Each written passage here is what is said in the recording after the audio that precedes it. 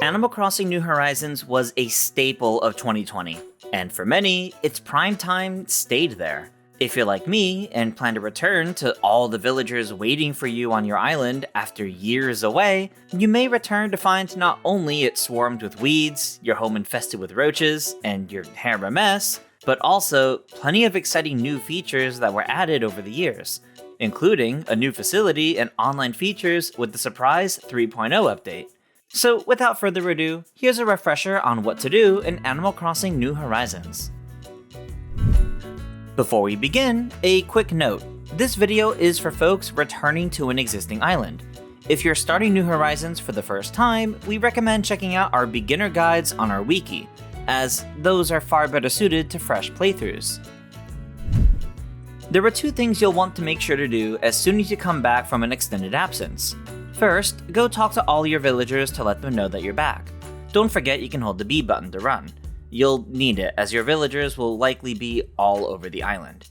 They'll have an initial interaction about missing you, but will then immediately return to their normal behaviors. While you walk around your island, you may also want to clear out the weeds by pocketing them with the Y button if they bother you. Second, check your home for roaches.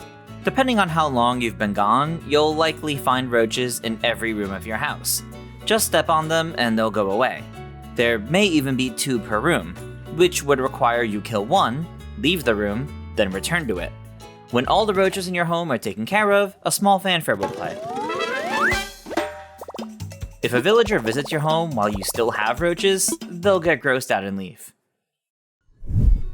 Now that those essential chores are out of the way, the rest of these tips are going to be pretty quick-fire reminders on new and old mechanics. The ZR button opens up the emote menu, and you can press Y to view all instead of just your registered favorites. If you emote at a villager, they'll emote back. Regardless of where you are, if you want to save and quit the game, all you need to do is press the minus button. While inside your house, you can press up on the D-pad to change the lighting of the room, right to access your storage, and down to enter editing mode, which is how you can decorate the room that you're in. If you have the Happy Home Paradise and learned this ability through the DLC's gameplay, you can also press the L button to enter cleaning mode. If you go up to an object in the room and hold down the A button, you'll polish it and give special particle effects. You can change the particle effects with the plus button, or remove them entirely with the Y button. There are 2 apps you might want to check on your Nook phone. The Nook Miles app, which is where you can find all sorts of missions and milestones to work towards, and the Custom Designs portal. If you don't have the app for this one, you can check the kiosk directly in the Able Sister store. You should check and see if there are any cool designs you want for clothes or decorating that may have been uploaded by other players over the past few years. Speaking of kiosks, the one in Resident Services is quite useful. You can access the Nook Stop kiosk from here, which has a variety of options, including new hairstyles, hair colors, tool recipes, a customizable phone case kit, the wetsuit used for swimming in the ocean, and many more. If you didn't play the bigger updates, it's worth giving the Nook Stop kiosk a look. Checking it once per day will reward free Nook Miles too. At the same kiosk, you can also access the ABD to check your bell balance. Who knows, you might have saved up more than you remember. You can also invite an amiibo camper to the campsite from the Resident Services kiosk, if there isn't already a camper. This is good to remember, as it's how you'll meet the exclusive new villagers in the 3.0 update. While in the Resident Services, you can talk with Isabelle to change the island tune, flag, or set different ordinances. Or, if you talk with Tom Nook, you can set up various construction projects. Specifically, expansions or customizations of your home, a neighbor's home, or the general island infrastructure. You can demolish existing structures, or build a new one by picking one from the catalog, then going to the exact location and using the kit provided by Tom Nook. You can also speak with Tom Nook about expanding your home storage. Be warned though, it's going to cost a lot of bells. Some critters disappear if you approach them too quickly, so don't forget to hold A while you have a net equipped to slowly approach your target. Speaking of catching critters, some, mostly fish, can be used in cooking recipes.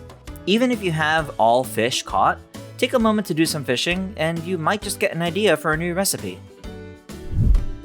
For cooking a food recipe, you'll need to use a stovetop or kitchen set. For any crafting and cooking, make sure you have the right ingredients on hand, as New Horizons won't pull from your storage for crafting. You can find DIY and food recipes in many ways, but you can buy some basic ones from Nook's Cranny, and chances are, hanging out with your villagers will reward you with one. You may find a villager at their home using their DIY table or cooking, and chances are, they'll give you the recipe. You can also find them in messages in a bottle on the beach or by shaking trees. Just be sure to run indoors if a wasp nest drops though. For many food ingredients, you'll have to buy the plants directly from Leif, who may randomly visit your island once per week, but is regularly found on Harv's Island. You can get here from Dodo Airlines. Leif has the plant starters for various vegetables and other plants, and like all other stores here on Harv's Island, his stock changes out weekly. But visiting this sloth will be an important step to stocking up on ingredients for recipes. Then, all you have to do is find a place to plant and water them. There are several other shops here on Harv's Island, and the stock for each will also change out weekly. If you eat any food and increase this counter in the upper left, you can use these new stamina points to break rocks or move trees.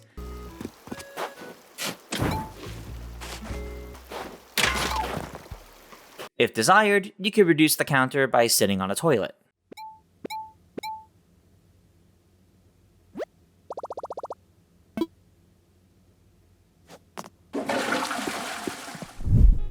From Dodo Airlines, you can also visit a friend's island, open up your island for friends to come visit you, or head to work if you have the Happy Home Paradise DLC. On Sunday mornings, before noon, you can purchase turnips from Daisy May. The price these sell for at Nook's Cranny changes each day, and you can sell them on a friend's island as well. Trying to find the best prices for turnips to maximize your earnings within the week is a good way to earn a lot of bells. If you sleep in a bed, you'll be visited by Luna, allowing you to upload your island to be visitable in dreams. She can also take you to visit other islands, either randomly or with a specific ID if you have one. As a reminder, Animal Crossing operates on a real-time day-night cycle. So if you play too late at night, villagers may be asleep and shops may be closed. The Night Owl Ordinance may help with this, but if that's not enough, you'll want to play in the daytime, ideally. If your schedule just won't allow for this, you can change the time of your system clock on the Switch itself. Just beware that the game may call you out for time traveling. If you're playing the turnip market, your turnips will also immediately spoil for time traveling backwards, so just beware of this. Now that you're familiar with most of the day-to-day, here's a quick list of what you should try to do daily if you're able to play. Find and hit the Money Rock, which gives out bells when you hit it. Make sure to find and talk to all of your villagers. If you can't find them around the island, they might be inside a different building. Dig up fossils and gyroids from any new holes. Collect any fruit and vegetation that have grown, either to keep or to sell them. Check the stock of all the stores. Do your daily ×2 missions in the Nook Miles Plus app. And explore the beach to find a message bottle. Doing at minimum all of these each day helps you get into a groove with the game, and that's helpful for a game that wants you to play daily. And with that, those are a ton of tips for returning players to New Horizons. Thank you all for watching. If you'd like to learn anything far more in-depth about the game, make sure to check out our other guide videos and expansive wiki pages. And for more guides, including on the 3.0 update, you're already in the right place, right here at IGN.